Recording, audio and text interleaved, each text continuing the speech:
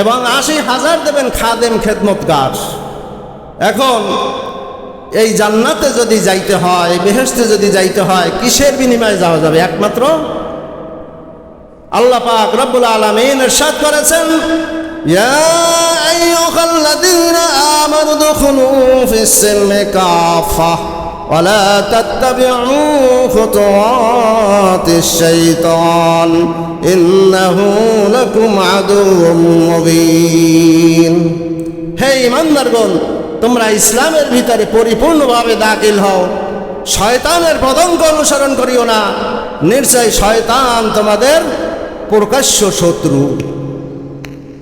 তা আল্লাহ পাক রব্বুল আলামিন সূরা বাকারার 208 নম্বর আয়াতে ইরশাদ করেছেন যে হে ঈমানদারগণ, তোমরা ইসলামের ভিতরে পরিপূর্ণভাবে দাখিল হও, শয়তানের পদঙ্ক অনুসরণ করিও না, নিশ্চয় শয়তান তোমাদের প্রকাশ্য শত্রু।